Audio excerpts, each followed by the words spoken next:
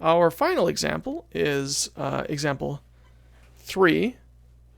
So applying factoring, this is a real-life example, well, more or less. The world-famous Devil's Cauldron is the 4th hole at the Banff Springs Golf Course. This is a tough tee shot from an elevated tee that must carry the ball across a glacial lake to a small bowl green. The approximate height of the ball during a typical shot can be represented by the formula h is equal to negative 5t squared plus 25t plus 30, where t is the time in seconds and h is the height of the ball relative to the green in meters. The first thing we need to do is write the formula in factored form, and the second thing is what is the height of the ball after 2.5 seconds. The second thing is actually easier than the first thing, but we'll start with the first thing.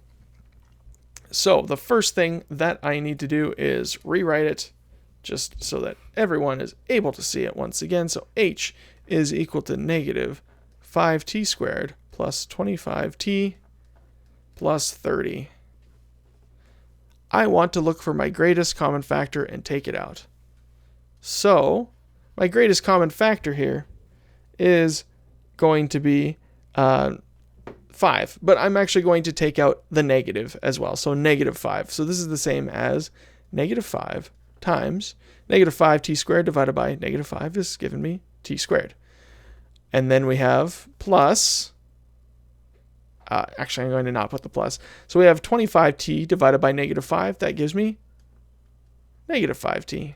And then I have positive 30 divided by negative 5, which gives me negative 6. So here we have negative 5 times t squared minus 5t minus 6. Since we've divided by that negative 5, it's actually made this way easier because now our a is equal to 1. So our a times c is just equal to c. So a, b, c, which means I am factoring, so ac is equal to negative 6, b is equal to negative 5. I'm looking for two numbers that multiply together to be negative 6 and add together to be negative 5. That means I'm dealing with positive-negative combinations. So I am looking for my factors of negative 6, and I'm going to do my plus, do my x. Same thing we've been doing this whole time. So I have negative 1 and positive 6, positive 1 and negative 6, negative 2 and positive 3, positive 2, negative 3. Those are my 4 options to choose from. Oh, and my negative got lost there. There we go. So these all are going to multiply together to be negative 6. But what are they going to add together to be? So negative 1 plus 6 gives me positive 5. 1 plus negative 6 gives me negative 5, which is actually my answer. But let's just finish off. There's only 2 more. Negative 2 plus 3 is positive 1. 2 plus negative 3, negative 1. Bingo. So we have our factor here, our magical numbers, 1 and negative 6. So I'm going to rewrite. Actually, no, I don't have to rewrite because my a is equal to 1, which means I can just skip right to the answer. This is the same as negative 5 times x plus 1, because I just take my f and my g. So x plus 1 and x minus 6. So negative 5 times x plus 1 times x minus 6 is my final answer for part A. That wasn't so bad, I suppose. Part B says, what is, oh, sorry, this should not be x, this should be t. So let me just rewrite it properly. This should be t, because we're using t's and not x's. So negative 5 times t plus 1 times t minus 6. Part 2 now says, what is the height of the golf ball after 2.5 seconds?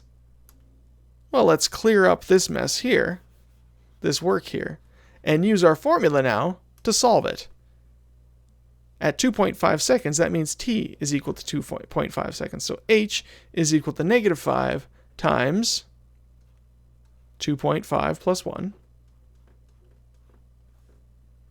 times 2.5 minus 6.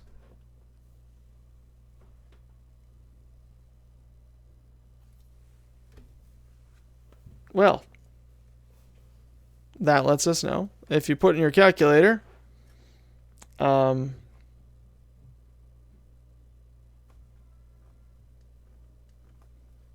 I guess let's not even put in the calculator. So that's 5 times, so 2.5 plus 1 is 3.5.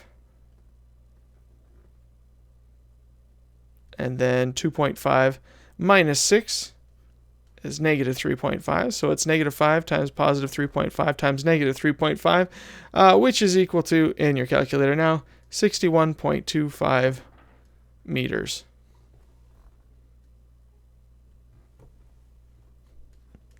At 2.5 seconds, the ball is 61.25 meters above the green.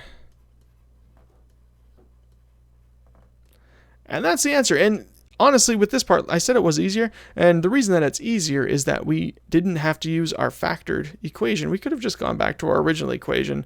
The h is equal to negative 5 t squared plus 25t plus 30. And we could have just put in our 2.5 at the beginning there. So we could have said negative 5 times 2.5 squared plus 25 times 2.5 plus 30. And we would have gotten the same answer of 61.25 meters. So either way, we would have gotten the answer. So that's how you solve these kinds of equations. These, yeah. And that's it for chapter 5.3. It's a tricky one. I have broken it up into separate videos for you, hopefully to help you break it down. Hopefully this wasn't too bad for you. If you have any questions, let me know. Ask me. Hope you have a fantastic day. I will talk to you later.